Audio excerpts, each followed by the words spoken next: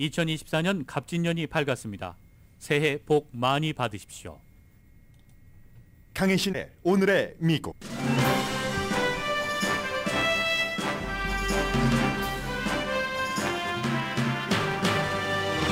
론 디샌티스 플로리다 주지사가 공화당 예비선거에서 도중 하차하고 트럼프 전 대통령을 공식 지지했고 그 전에 후보 사퇴를 했던 팀 스캇 상원 의원도 주말에 트럼프 전 대통령을 공식 지지했습니다. 니키 헤일리는 결국 트럼프 전 대통령과의 양자 대결 구도는 만들었지만 대선 후보가 되는 앞길은 조금 더 멀어진 듯 보입니다. 내일 치러지는 뉴햄프셔 예비선거에서 트럼프 전 대통령을 거의 따라잡은 듯 보였던 헤일리 후보는 디샌티스 표가 트럼프에게 가는 것을 봐야지 됩니다.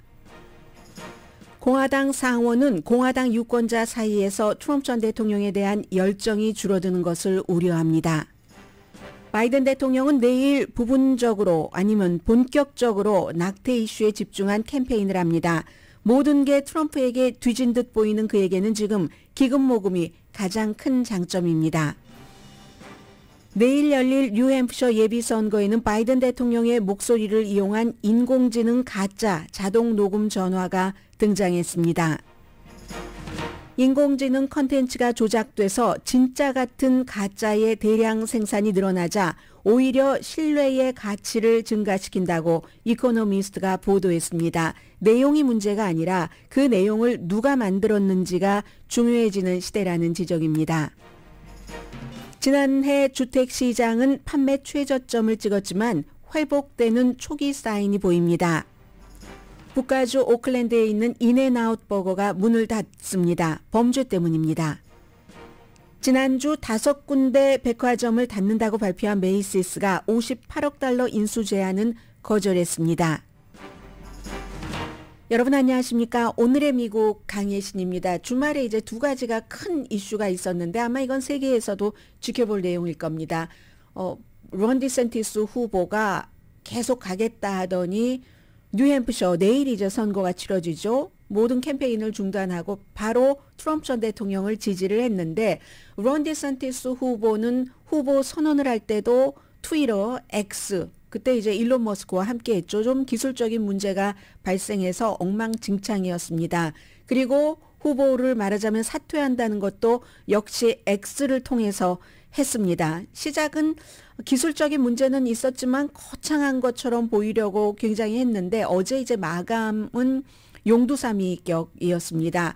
그리고 지난 몇 개월 동안 트럼프 전 대통령으로부터 수없이 골림, 괴롭힘, 놀림을 당했는데 수모도 당했고요.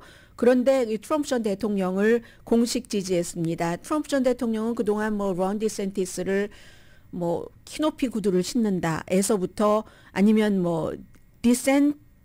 디센티모니어스 그 디샌티스 이름과 말하자면 좀 뭔가 그 종교적이지 않은 이 단어를 두 개를 합쳐서 그 정도의 비유까지 많이 했었는데 아무튼 트럼프 전 대통령으로부터 그 같은 수모를 당한 론 디샌티스가 트럼프 전 대통령을 지지했다는 것은 트럼프 전 대통령이 본인을 확실하게 이기기도 원치 않았지만 니키 헤일리 후보가 이기는 꼴은 더 못 보겠다는 그런 점이라고 전문가들은 그대로 제가 지금 표현한 그대로 전하고 있습니다. 왜냐하면 지난 며칠 동안 디샌티스가 트럼프 전 대통령의 라이벌은 유일하게 나이고 디샌티스는 아니다 하면서 그 거부들의 돈을 많이 가져갔습니다. 거기에 론 디샌티스가 굉장히 화가 났다고 하죠. 그리고는 지금 매체에서도 그동안 지난 1년 동안 론 디샌티스를 트럼프 전 대통령이 너무 위험하니까 대리인이다, 대체 인물이다라고 보고 많이 지원을 했지만 결국은 트럼프 전 대통령의 인기를 도저히 따라갈 수가 없기 때문에 보이지 않아서 내일 되면은 뉴햄프셔주에서 더 질 테니까 할 수 없이 더 처참한 것 보기 전에 그만두자 하고 이제 지난 주말에 도중 하차를 했습니다. 이 아이오와주에서 99개 주를 전부 방문하고도 트럼프 전 대통령과 엄청난 30% 차이로 졌고 니키 헤일리 후보와는 1%포인트 차이로 졌는데 지금은 뉴햄프셔주에서는 트럼프 전 대통령과 니키 헤일리가 거의 비슷하다 하는 여론조사도 있지만 대체적으로 한 15% 정도는 트럼프 전 대통령이 이기는 것으로 나옵니다. 그러면 니키 헤일리가 30%대 트럼프 전 대통령이 50%, 론 디샌티스는 6%밖에 나오지 않기 때문에 이건 망신이다 싶고, 그 다음에는 또 사우스캐롤라이나주에서도 뭔가 역전을 시킨다는 것이 없으니까 본인이 공화당의 대선 후보가 되는 길이 막혀 있다는 것을 안 겁니다. 그래서 이제 주말 사이에 사임을 했고, 그리고 사실은 그 전에는 왜 이렇게 떨어질 수밖에 없었는가, 팍스 같은 데서 엄청나게 지지를 했습니다. 월스트리트저널도 처음에 론 디샌티스를 지지할 때는 정말 좀 민망할 정도로 지지하다가 론 디샌티스가 가능성이 조금 없어 보인다 하니까 또 니키 헤일리를 민망할 정도로 지지를 아직까지는 하고 있는데, 아마 월스트리트저널과 팍스는 태도를 또 바꿀 것처럼 보입니다. 왜냐하면 지금으로서는 트럼프 전 대통령이 공화당의 진짜 대선 후보가 될 가능성이 지난주보다도 훨씬 높아졌기 때문에, 론 디샌티스 후보는 트럼프 전 대통령이 여러 가지로 기소가 되면서 이 사람의 지지도가 내려가고 트럼프가 다시 살아난 케이스잖아요. 그래서 오히려 트럼프의 법적인 이 사법 리스크의 희생자다 이렇게 얘기하는 사람들도 많지만, 사실은 또 하나의 더 중요한 이유는 그건 이제 본인이 만들어낸 이유가 아니니까, 본인이 만들어내는 이유는 워크라고 하는 WOK라고 하는 문화 전쟁에 너무 전력 투구를 했다. 그래서 뭐 낙태도 플로리다주가 6주일만 넘으면은 안 된다고 하고, 그리고 교과서를 주정부에서 규제하는 것이라든가 그런 여러 가지, 코비드 때부터 마스크를 쓰지 않아야지 된다고 하고, 이런 모든 문화 전쟁에 많은 것을 담아놨잖아요. 계란을 한 바구니에 다 담아놓은 것이다. 이 트럼프에 대한 그런 그 유권자들의 지지는 지지라고 치고, 그래서 이제 일단은 한 사람은 이제 없어졌습니다. 그런 것을 보면은 트럼프 전 대통령이 낙태에 대해서 얼마나 모호하게 얘기하는가 하는 것을 알 수가 있습니다. 이민 같은 경우는 민주당에서조차 지금 바이든 대통령이 잘 못한다고 하니까 트럼프 전 대통령이 미국에 피해 독을 뿌린다 이 정도로 독하게 얘기를 하지만, 낙태 같은 것은 아니 왜 국가가 여성의 몸에 대해서 그 본인들이 가정의 여러 상황에 따라서 아이를 낳고 기르고 하는 것에 관여를 하지 않은 정서를 알고 있는 겁니다. 그래서 모호한데, 론 디샌티스는 다른 건 다 리틀 트럼프, 새로운 트럼프가 아니라 리틀 트럼프인데 게다 대고 문화 전쟁만 집중해서 가니까 결국은 떨어질 수밖에 없는 캠페인 전략을 세웠다는 거고요.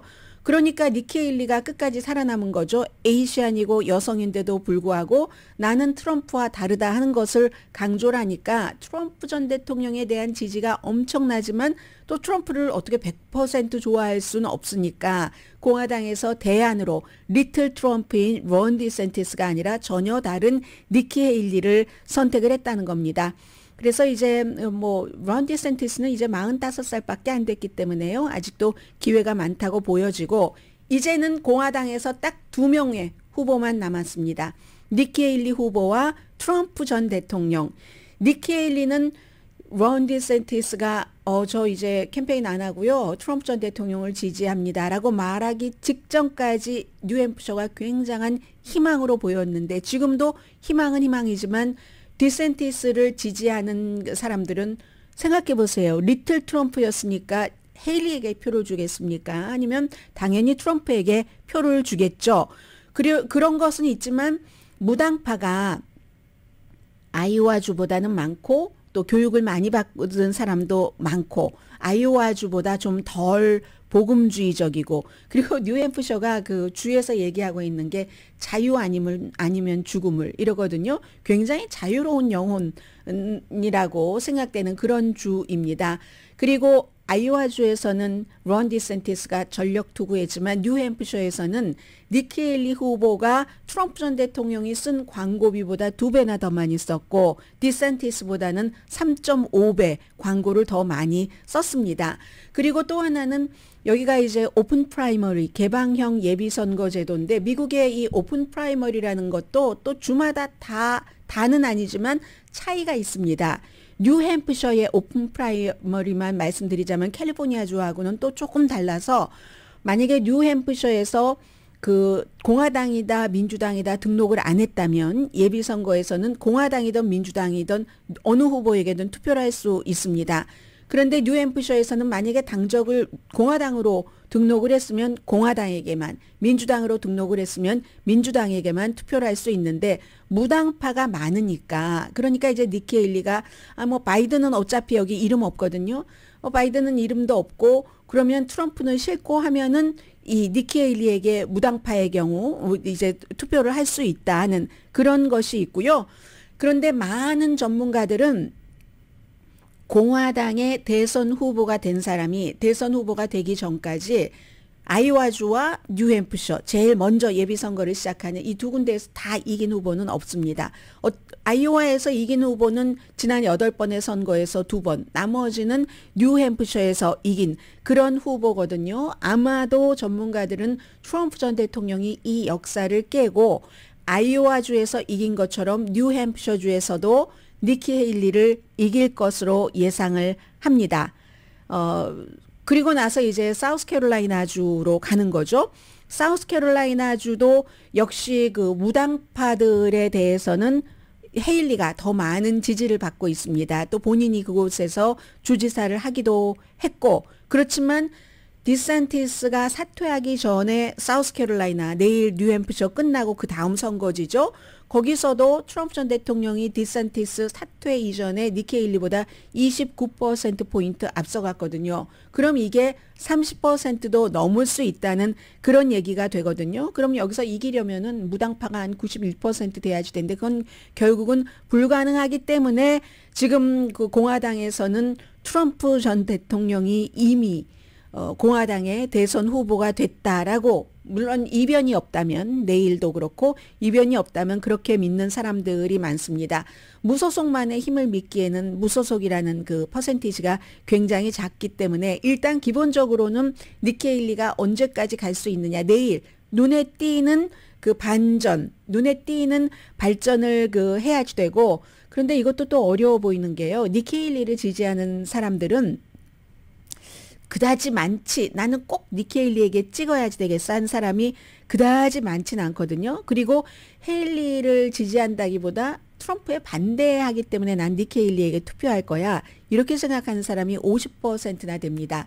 그에 비해서 트럼프에게 투표하겠어 라고 말하는 사람들은 93%가 헤일리에 반대하기 위해서가 아니라 트럼프를 좋아하기 때문에 트럼프를 지지한다는 그런 얘기가 됩니다. 그래서 마가, 그 Make America Great Again, 트럼프 지지자층은 정말 뉴햄프셔가 이제 화강암 주잖아요. 화강암처럼 단단한 그런 이제 마음을 가지고 이 트럼프 전 대통령에게 투표를 할 것이다 하는 겁니다. 대의원 표는요 많지 않아요. 인구가 워낙에 120만 명 이 정도밖에 안 되기 때문에 아이오와주보다도 더 작잖아요. 아이오와주가 한 320만 명 정도 되니까, 그래서 대의원이 뭐 20명밖에 안 되고 아이오와주도 41명밖에 안 됩니다. 그런데 지금까지는 오늘 누가 이기냐 하면 당연히 트럼프 전 대통령이 이긴다고 보고 바이든과 대결할 때도 그렇게 볼 수 있는데, 시간이 지나면 어떨지 모르겠어요. 이 트럼프 전 대통령이 지난 주말에도 선거 캠페인 하는 거 보니까 그 낸시 펠로시 이름을 불러야 될 때 니키 헤일리를 부릅니다. 예를 들면 의사당 폭동 사건 때 낸시 펠로시가 아무것도 하지 않았다, 이렇게 얘기를 하고, 아니 니키 헤일리가 아무것도 하지 않았다 그날 거기서라고 하는데, 니키 헤일리는 그날 본인의 개인 사무실에 있었고 어떤 그 정치인이 아니었잖아요. 하원 의원이나 상원 의원도 아니었고 더군다나 하원 의장도 아니었고 하기 때문에 전혀 상관없는데, 낸시 펠로시를 비난해야지 될 때 니키 헤일리를 비난하고, 이게 지금 처음이 아니기 때문에, 아니면 또 본인이 지금 버락 오바마와 선거를 치르고 있다는 말도 했고, 또 그 바이든 대통령이 2차 세계대전을 치르려고 한다던가 이런 말실수를 트럼프 전 대통령이 본인이 대통령이었을 때와는 달리 굉장히 자주 하고 있거든요. 물론 해석하기에 따라서는 지금 너무 그 법적인 문제 이런 것들 때문에 머리가 복잡하니까 그렇게 한 것이 아니냐 하지만, 전에는 하지 않았던 이런 일들을 하기 때문에 니키 헤일리가 77살과 81살의 트럼프와 바이든 하면서 비난을 하고 있고, 당장 이 바이든 그 전 대통령은 본인이 어쩌지 못하는 그 나이 때문에 고생을 하는 사람이잖아요. 이 트위터 그 X에 나는 모든 면에서 니키 헤일리에 동의하지 않지만 하나는 동의한다. 니키 헤일리는 낸시 펠로시가 아니다. 이렇게 얘기를 하고 있습니다. 아무튼 이리하여 니키 헤일리가 그 금요일에 오늘의 미국 여러분들 만나 뵀을 때 그때보다는 조금 더 불리한 위치에 있고 그것 말고도 또 하나가 또 있었습니다. 주말에 팀 스캇이라는 니키 헤일리가 제일 처음에 2013년이었을 거예요.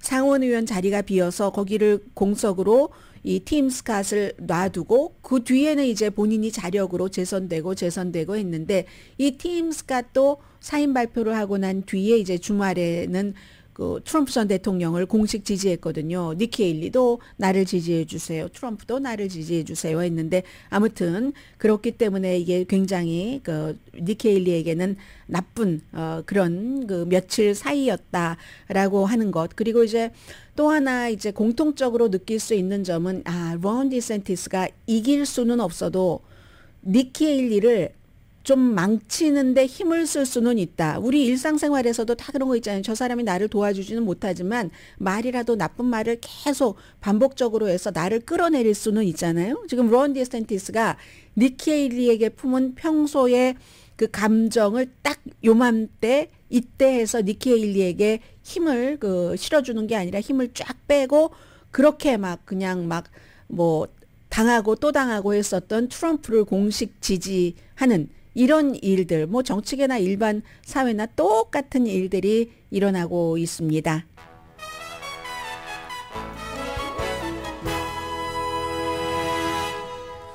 오늘의 미국은 전문가가 추천하는 이민법, 가정법 전문 제인정 종합법률사무소, 총 20억 달러 승소, 교통사고와 상해 전문 브라이언 타필라와 CG 변호사 그룹, 코지다운 갤럭시 이불은 잠이 솔솔 오게 하는 기능성 거위털 이불로 독일 회사와 함께 생산합니다. 코지다운 갤럭시 이불 공동 후원입니다. 잠시 뒤에는요. 제가 어느 시간대쯤에 여러분들께 말씀드릴지는 모르겠는데 이 인공지능에 대해서 이제 한 번 정도는 또 정리를 해야지 될 그런 시점이 되고요. 뭐 기본적으로는 뭐 바이든의 움직임 그리고 트럼프 전 대통령도 완전히 안전하진 않습니다. 잠시 뒤에 전해드립니다.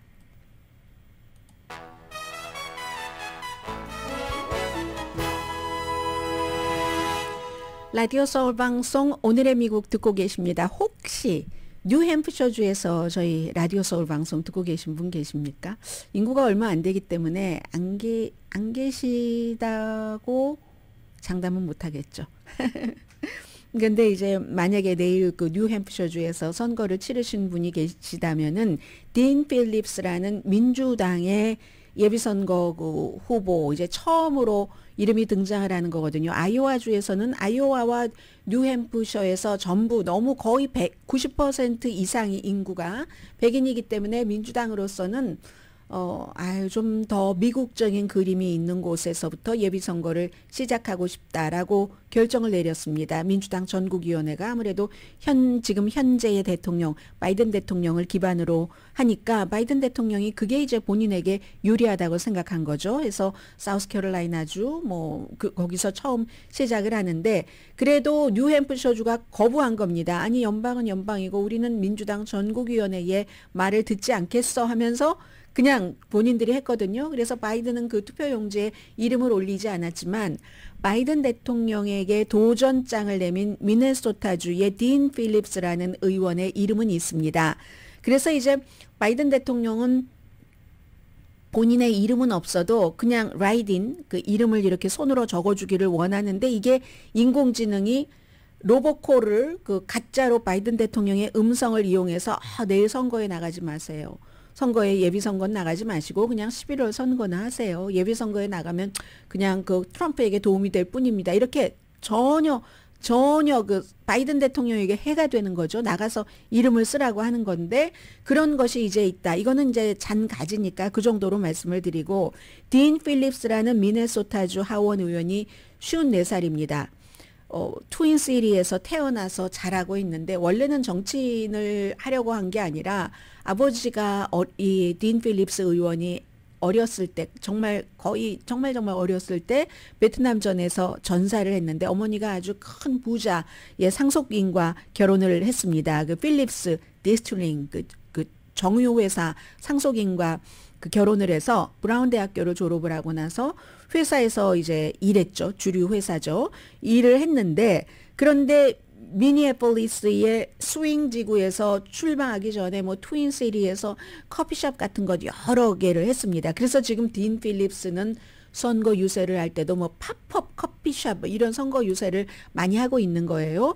그런데 이제 이 사람이 몇 개월 전에 바이든 대통령 인기도 없고 게다 대고 나이도 너무 많다. 미래여야지 된다. 나다. 54살이다 하고 도전을 해서 민주당에서 아니 감히 현 대통령에게 도전을 한다고 하면서 엄청 비난을 많이 받았지만 어쨌든 이 사람은 정치인 안 해도 돈이 많아서 먹고 살 수 있으니까 본인의 신념에 따라서 용기를 아무튼 낸 것이고요.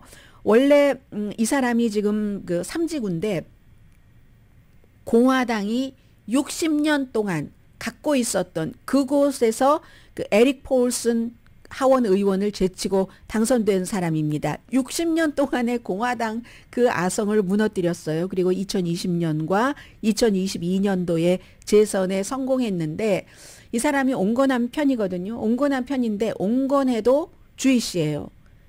주이시 문제에 대해서는 또 대단합니다. 그래서 심지어 온건한 사람 같으면 좀 왼쪽에 있다는 뭐 일한 오마르라든가 이런 사람들도 좀 어느 정도 이해도 하고 하는데 그런데 일한 오마르에 대해서 굉장히 적대감을 갖습니다. 이 종교 자체가 다르잖아요. 일한 오마르가. 그래서 이제 소말리아에서 어렸을 때 미국으로 와서 미국 시민이 돼서 연방 하원 의원을 하는 그런 것들은 아무튼 있습니다. 그래서 내일 뉴햄프셔에서 선거를 치르실 분은 선거 투표 용지에 딘 필립스라는 미네소타주의 연방 하원 의원 이름은 거기에 보실 테고요. 그리고 이제 그 바이든 대통령과 카밀라 해리스 부통령이 그동안은 굉장히 미움을 많이 받다가 낙태 이슈에 대해서는 여자고 하니까 조금 어떤 영향력을 발휘를 하는 것 같습니다. 그래서 오늘은 아마 위스콘신주의 밀와키를 가서 이 전국적으로 지금 낙태가 합법화됐었던 게 51년 되는 거잖아요. 50년 되는 해에 연방정부에서 그것을 주정부에서 알아서 하세요 하니까 거의 불법으로 만들어 놓은 주가 뭐 텍사스, 플로리다를 포함해서 남부에 많은 그런 보수적인 주가 생겼는데 그런 것 이제 51년째이기 때문에 야 우리가 역사를 뒤로 갑니다 하면서 이 낙태 이슈가 공화당이 굉장히 약한 그런 부분이기 때문에 니키 헤일리가 아마 그것을 오늘 강조를 하고요. 위스콘신의 밀와키는 2016년도에도 트럼프가 이겼고 2020년도에도 트럼프 전 대통령이 이긴 곳이기는 하지만 낙태 문제에 대해서는 공화당의 이슈를 좋아하지 않습니다. 밀와키 그쪽 지역 사람들도요. 그리고는 이제 내일은 이 니키 헤일리 그 부통령 후보의 부부와 바이든 대통령이 버지니아로 갑니다. 역시 낙태 이슈인데 몰아서 지금 이렇게 하는 건데 낙태 이슈가 굉장히 그 본인들에게 유리한 걸 알고 또 버지니아주에서도 얼마나 주지사가 인기가 있는데 그 주지사가 본인은 선거에 나가지 않았지만 다른 우리는 뭐 좀 약간 보수 스윙 스테이트이긴 하지만 15주일 이후에는 낙태가 안 된다 하는 것을 강하게 밀어붙이려고 하다가 선거에서 참패한 주가 버지니아 주잖아요. 그래서 내일은 이렇게 대통령과 부통령 부부가 버지니아 주에 가서 낙태 이슈로 선거 캠페인을 아무튼 합니다. 그리고 이게 굉장히 중요해 보이는데요. 더 힐, 의회신문 더 힐이 보도하기를 지금 공화당의 상원 의원들 어찌됐거나 트럼프 전 대통령을 마음에 들어하지 않는 사람들도 많습니다. 상원 의원 가운데는. 그런데 그럼에도 불구하고 그가 그 대선 후보가 될 가능성이 며칠 사이에 또 엄청 높아졌으니까 그렇다면 강의에서 바이든 대통령을 이겨야 되잖아요. 이기고 나서 앞으로 4년 동안은 트럼프와 본인의 이슈가 같지 않으면 견뎌야지 되는데 아니 이게 아무리 보더라도 트럼프 전 대통령에 대한 열정이 대단하다고는 하지만 그 대단함이 4년 전만 못하다 하는 것을 정치인들은 그 안에서 느끼는 겁니다. 그래서 이 열정, 에너지 같은 것이 줄어들면 어떡하는가? 유권자의 에너지입니다. 아이오와주에서 엄청나게 이겼기 때문에 지금 세계에서 다 너무나 이겼어, 뭐 아이오와주에서 끝났어라고 얘기하는 사람들도 있지만 그 사람들이 그렇게 얘기했을 때는 아이오와주에서 끝난 시점은 아닙니다. 그 뒤에 론 디센티스라는 사람이 후보를 사퇴한다고 하고 트럼프 전 대통령을 지지한다고 했기 때문에 이제 와서 보면은 뉴햄프셔에서 만약에 니키 헤일리가 큰 좋은 결과를 내지 못하면 아이오와에서 이미 끝났다라고 말할 수도 있지만 그렇지는 않습니다. 아이오와에서 끝난 건 아니에요. 아이오와에서 트럼프 전 대통령이 51%의 지지를 받았지만요. 그래서 그것도 사실은 2016년도에는 한 24% 받았거든요. 그리고 그것보다 더 많이 받은 사람이 테드 크루즈였는데 그때는 정치 처음 한 사람이고 조직도 없었고 하니까. 그런데 사람 숫자를 보면 알잖아요. 물론 이번에 아이오와주에서 날씨 탓이 있었다고는 하지만 어떻게 보도가 나옵니까? 아무리 날씨가 아주 힘들었어도 트럼프 전 대통령을 지지하는 사람들은 거기에 굴하지 않고 나와서 투표했노라 하잖아요. 아이오와주에서 지금 전체적으로 통계 나오는 것을 보면은 공화당 코커스 등록된 공화당의 15%만 거기 갔습니다. 15%만. 그래서 트럼프 전 대통령도 아이오와주에서 지난번보다 퍼센티지로는 훨씬 많이 받았지만 숫자로는 적어요. 사람들이 많이 가지 않았기 때문에 날씨도 있지만. 근데 만약에 이런 것들이 조금 열기가 줄어든다면 아이오와 같은 데는 뭐 대의원 41명밖에 안 되니까 몇천 명 대의원을 받아야 되니까 별 상관이 없는데 경합주에서 공화당이 열기가 이렇게 덜하고 만약에 민주당이 무슨 이유로든 열기를 높일 수 있다면 이거 좀 위험해지는 거잖아요. 그래서 이제 그걸 걱정하고 그러면 이제 또 다른 측에서는 아니야. 뭐 트럼프에 대한 열기만 줄어들었어. 바이든도 얼마나 인기가 없는데. 근데 문제는 지금 이제 거의 보니까 트럼프 대 바이든의 대결로 가는데 누구를 더 싫어하느냐에 지금 싸움이 또 되잖아요. 2020년과 마찬가지로. 그리고 또 하나는 트럼프 전 대통령에 대해서 밋 romney 공화당의 대선 후보였었던 분이 오늘 이제 더 힐과 인터뷰에서 얘기하는 걸 보면은 오늘 같으면 트럼프 전 대통령이 공화당 후보가 될 게 분명하다. 후보가 아니라 바이든 대통령을 이길 것이다. 그런데 자금 조달에 문제가 있다는 겁니다. 그리고 그 조달된 선거 자금도 굉장히 지금 법적 비용으로 많이 쓰고 있거든요. 91개 혐의, 4개 형사. 그리고 오늘 원래 법원에 또 갈 예정이었는데 이게 이제 연기가 됐거든요. 민사도 막 줄줄이 걸려 있고 하니까. 그래서 그 법적 비용이 너무 많이 들고 그리고 바이든 대통령이 쫙 그 한 사람에게 모아서 그런 현직 대통령의 이점으로 기금 모금에 굉장히 그 유리하다 해서 앞으로 지금부터 공화당의 대선 후보가 트럼프 전 대통령이 된다 하더라도 많은 혼란이 있을 것이다. 이렇게 지금 얘기를 하고요. 뭐 여전히 그 지지도가 대단하긴 하지만 그렇습니다. 그리고 이제 트럼프 전 대통령이 오늘은 그 왜 법정에 안 나가느냐 그 이진 캐롤이라는 그 예전에 칼럼니스트였었던 사람 뭐 성폭행했다 해서 유죄 판결 받았고 $500만 배상하라고 했는데 그 뒤로도 계속 뭐 저렇게 생긴 얼굴을 내가 좋아할 것 같아 전혀 아니지 뭐 등등의 명예훼손적인 얘기를 계속하니까 이 사람이 또 명예훼손으로 소송을 계속해서 이번에 요즘 계속 몇 번 나갔잖아요 법정에. 그 명예훼손으로도 유죄 배심원 전원이 이거 유죄다 명예훼손이야 대통령 때 한 얘기예요. 그런 얘기들은. 그래서 지금 이 여성은 $1000만 손해배상을 요구를 합니다. 그런데 이제 트럼프 전 대통령은 법원에 나가는 이유는 나가야지 그 기금도 모아질 뿐더러 계속 본인이 희생자, 피해자라고 말하고 싶은 겁니다. 지지하는 사람들에게는. 그래서 말하고 싶어 하는 건데 오늘은 왜 연기됐냐면 트럼프 전 대통령의 변호사가 코비드-19에 걸렸습니다. 여러분들 조심하시기 바랍니다. 요즘 코비드-19이 굉장히 많아요. 그래서 이제 코비드-19에 걸려서 오늘의 것은 연기가 됐고 그러면 그 그 이진 캐롤이라는 이 컬럼니스트는 아니 무슨 명예훼손 가지고 $10,000,000 소송을 해라고 생각하시는 분들도 계실 것 같습니다. 그분의 얘기를 들려드리자면 트럼프 전 대통령 같은 사람은 이렇게 엄청나게 뭔가를 같이 이에는 이, 눈에는 눈으로 대하지 않으면 계속 나를 명예훼손하고 생긴 게 어떠니 내가 저걸 뭐 어떻게 하고 싶겠어? 저 사람을 이런 식으로 하기 때문에 그걸 보여줘야지 된다. 뭐 그런 뜻이에요. 뭐 이분도 뭐 오랜 동안 아주 중요한 곳에서 칼럼을 썼기 때문에 명예를 중요하게 생각하는 그런 분이죠. 해서 오늘은 일단은 그게 연기가 됐고요.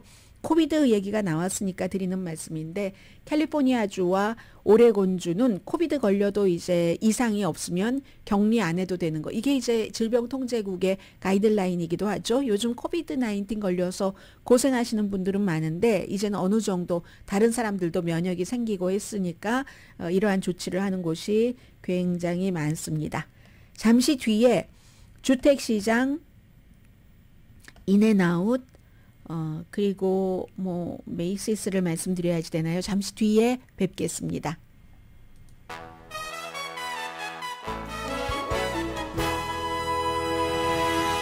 라디오 서울 방송 오늘의 미국 듣고 계십니다.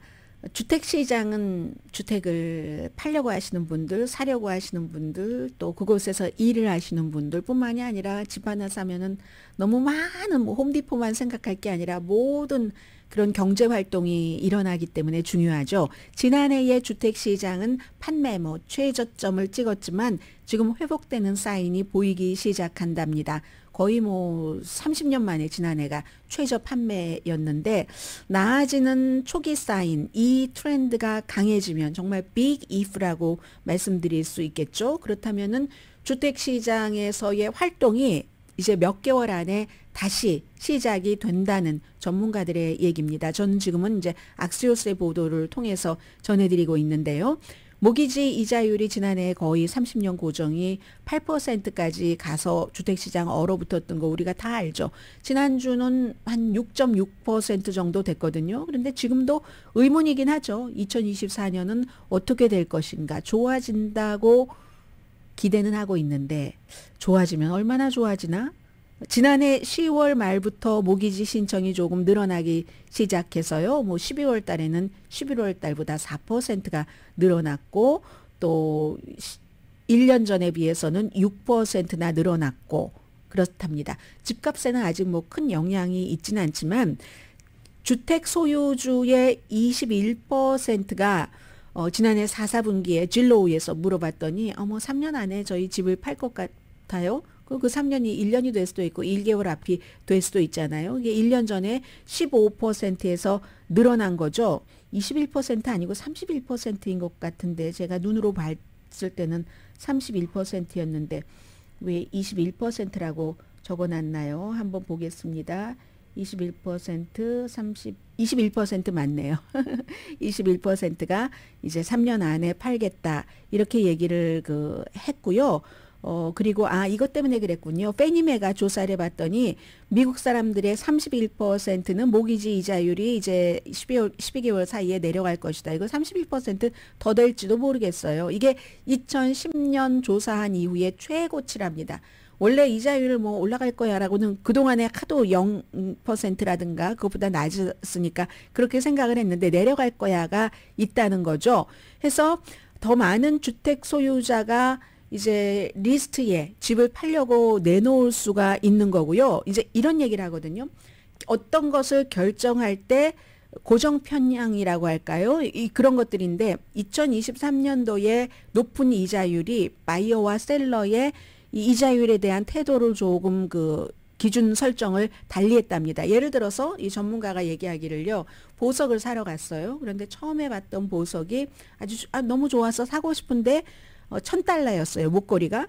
그런데 그 이후에 $1,000보다 조금 싼 것을 보면은 왠지 싼 것 같은 첫 번째가 $1,000였기 때문에 자동차도 이렇게 보러 갔는데 다른 자동차들을 몇 대를 보다가 그 뒤에 SUV를 봤는데 SUV가 오히려 그 전에 몇 대 봤던 것보다도 가격이 싸면 싸게 느껴진다는 거죠.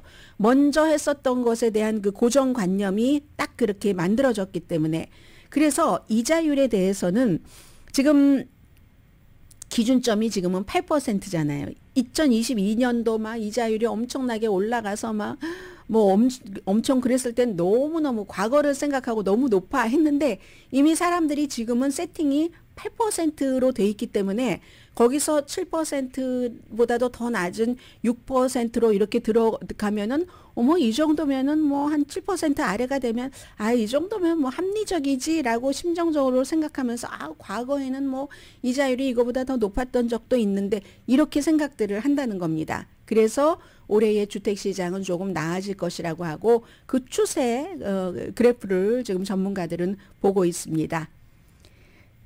인앤아웃이 오클랜드에 있는 인앤아웃이 3월 24일에 문을 닫는답니다. 18년 동안 그곳에서 장사를 했는데 상상하시는 대로입니다. 아무리 그 무슨 경비원이 있어도 손님과 직원이 피해를 많이 보기 때문에 자동차도 깨고 재산 피해, 절도, 무장 강도까지 있답니다. 조치를 취해도 막지 못한다는 결론이 났기 때문에 그렇다는 거고 인앤아웃이 본사가 얼바인이든가요?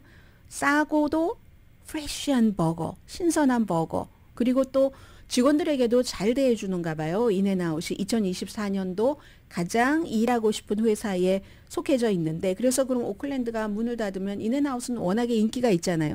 한 곳이 문을 닫는다고 다 닫는 게 아니라 가까운 곳으로 옮길 수 있거나 아니면 이제 퇴직금 같은 것을 주는 거죠. 그래서 햄버거 가게에 무장한 가드가 있다. 참 그러니까 오클랜드가 얼마나 위험합니까? 오클랜드가요 지난해에 범죄가 17%가 늘어나서 마찬가지로 뭐 살인율 같은 아주 심각한 범죄는 미국 전체적으로 좀 줄어들었지만 이런 잘잘한 범죄, 뭐 샵리프팅 같은 것은 좀 늘어나고 있는 추세잖아요. 그런데 오클랜드는 범죄가 17%가 늘어나서 도시 자체가 전쟁을 치르고 있다. 이렇게 비유를 하잖아요. 특히 이제 공항에 가기 전에 그 샌프란시스코 국제공항에 가기 전에 사람들이 인앤아웃에 들러서 버거를 먹고 가는데 보통 날은요 하루에 한 5번 절도가 됐건 무엇이 됐건 신고를 받고 아주 나쁜 날은 그것보다 훨씬 많아서 세기조차 힘들 그럴 정도라고 하거든요. 그래서 여기는 문을 닫지만 이제 다른 주에서도 막 인앤아웃 너무 맛있대. 한국에서도 오면 인앤아웃 사서 드시잖아요. 아이다호에서 지난달이었나요? 아이다호에서 최근에 인앤아웃 가게가 문을 열었는데 8시간을 기다렸답니다. 사람들이 문 열기 전에 8시간이나 기다려서 인앤아웃 버거를 사 먹은 사람이 있으니까 인앤아웃 가서 한 20분 기다린다고 여러분들 이거 너무 심하네. 안 하셔도 될 것 같아요. 요즘은 20분까지 안 걸리는 것 같은데요. 저희 회사에서 가장 가까운 데가 선셋에 있는 인앤아웃 버거인데 10분도 안 되는 것 같은데요. 근데 어쨌든 아이다호에서 8시간을 기다려서 햄버거를 사 먹는다. 그게 어떻게 안 맛있겠어요? 자, 그리고 이제 메이시스가 5군데 문을 닫는다는 발표가 지난주에 있었죠. 그리고 한 3.5% 직원 그럼 일자리를 잃어버리겠다. 이 인앤아웃과는 좀 다르죠. 2,000명 정도 된답니다. 3, 4분기에 이윤이 좋았는데도 지금 닫는다. 물론 오늘 아침 보도를 보면 젊은이들이 온라인 쇼핑에서 이제 직접 걸어 들어가서 하는 그런 쇼핑도 많이 한다 하는데 어쨌든 메이시스는 그렇게 됐는데 투자그룹 알카우스가 이 메이시스를 인수하기로 하고 12월 1일에 주당 21달러로 인수를 하기로 했습니다. 그때는 그 12월 1일 주식값보다 32.7%를 조금 올려서 그래서 21센트에 하기로 했거든요. 그런데 아마 이제 이런 일들이 좀 있죠. 가끔 그 과정에서 이 경영진이 싫어했던 것 같죠. 그 정도로는 안 되겠다 하면서 지금 이렇게 됐는데 금요일에 그 메이시스가 18달러 32센트에 마감을 했거든요. 그리고 오늘도 제가 들어오기 전에 보니까 올라가는 그런 추세였습니다. 어쩌면 뭐 인수가 적대적일 수도 있고요. 이런 때 이제 미국에서는 이렇게 마음에 안 들어서 서로 뭐가 조절이 안 될 때는 백기사라고 하죠. 우리 한국은 흑기사라고 많이 하는데 그 화이트 나잇이라고 해서 이제 메이시스를 이 알카우스에서는 너무 크고 많잖아요. 부동산 여기에만 돈을 많이 계산을 했는데 부동산 이상으로 생각해주는 다른 회사가 있나? 뭐 이런 걸 지금 생각하는 것 같고요. 잠시 뒤에 오늘 제가 가장 전해드리고 싶었던 인공지능 관련 뉴스 보도합니다.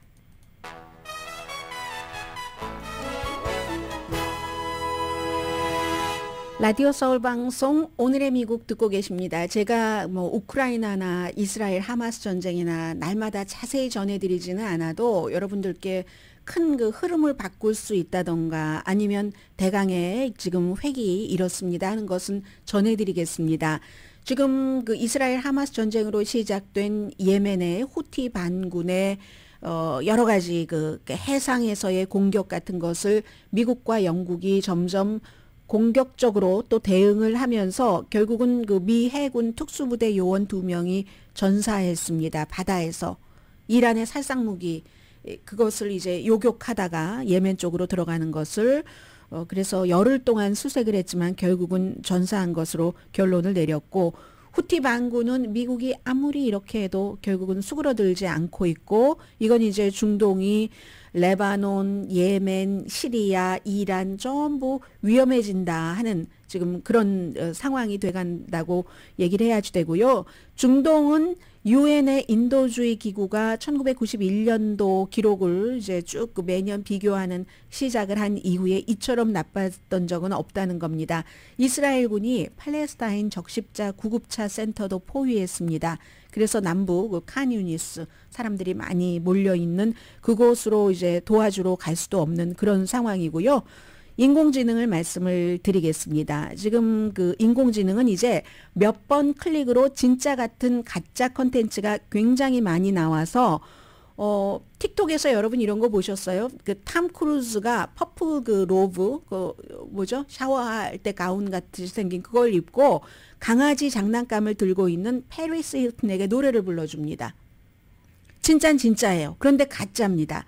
510만 명 팔로워 이거보다 지금 더 많이 늘어났을 거예요. 그래서 인공지능이 나온 뒤에 이미지, 비디오, 오디오 이 무언가가 이거 진짜일 거야 라고 철통처럼 믿고 있었던 사람들에게 아주 굉장한 변화가 일어나는 겁니다. 10초 정도의 오디오만 있으면 목소리를 다 흉내내서 아니 언제 이렇게 무슨 뭐 탐 크루즈가 그 페리스 힐튼에게 노래를 불러줬겠습니까? 고통받는 사람들이 많이 있을 거라는 거예요. 전화로 사기꾼 같은 사람들도 있고 탐 행스와 테일러 스위프트 온라인에서 이 두 사람이 이상한 상품을 홍보를 합니다. 그 사람들이 이상한 상품을 홍보를 할 리가 없는데 가짜인데 진짜처럼 보이는 거예요. 물론 오래된 문제죠. 이 가짜인데 진짜처럼 보이는 건 인쇄기를 발명했을 때 또 인터넷이 나왔을 때부터 계속 있는데 그런데 기술이 점점 발달돼서 인공지능까지 가니까 이게 가짜를 더 정교하게 만드는 것이 당연히 이제 더 이제 쉬워지는 그런 것으로서 물론 가짜가 완전히 진짜와 똑같을 수는 없지만 상당 부분 이제는 그 거의 그 비슷하다 해서 가짜를 발견해내는 게 더욱 그 어려워져서 위조 탐지 그 소프트웨어가 있지만 소프트웨어가 모든 것을 컴퓨터에서 만들어낸 이 가짜를 다 이걸 식별할 수 없습니다. 그게 지금 현실이거든요. 완벽한 모조품이 있는 거예요. 구찌에서도 구찌 가방, 모조 가방을 잡아내지 못한다는 그런 것처럼 그래서 어찌 보면은 이거 반이상형적인 그런 사회가 될 가능성도 있죠. 예를 들어서 누군가가 본인의 집에서 지하실에서 오픈소스 모델을 사용을 해서 어떤 사람의 사진을 포르노로 만들고 막 협박을 하면 골치 아프고 하니까 그걸 돈을 주고 만다던가 연방수사국은 이미 이런 것에 대해서 경고를 했습니다. 사기꾼이 성공할 수 있는 사회. 그렇지만 사회도 이 사기꾼에 적응할 겁니다. 이코노미스트의 지적입니다.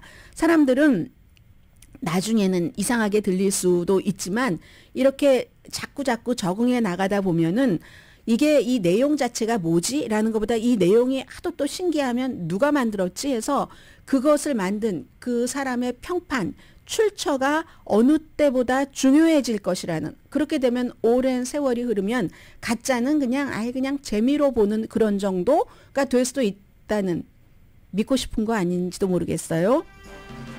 오늘의 미국은 전문가가 추천하는 이민법, 가정법 전문 재인정 종합법률사무소 총 20억 달러 승소, 교통사고와 상해 전문 브라이언 타필라와 CG 변호사 그룹, 코지다운 갤럭시 이불은 잠이 솔솔 오게 하는 기능성 거위털 이불로 독일 회사와 함께 생산합니다. 코지다운 갤럭시 이불 공동 후원이었습니다. 10시에 브라보 마이 라이프 이어집니다. 네, 지금 미 전국에서 거의 100명 정도가 겨울 폭풍으로 사망을 했고요. 좀 전에 말씀드린 그 인공지능으로 이것저것 막 만들어지는 그런 것들 있잖아요. 이것을 설령 발견했다 하더라도 누구의 음성을 조작해서 투표를 조작할 수도 있잖아요. 그런데도 이게 항상 표현의 자유, 잘못된 정보, 이 싸움 사이에서 규제하기가 굉장히 힘든 나라가 또한 미국이기도 합니다. 강희신이었습니다.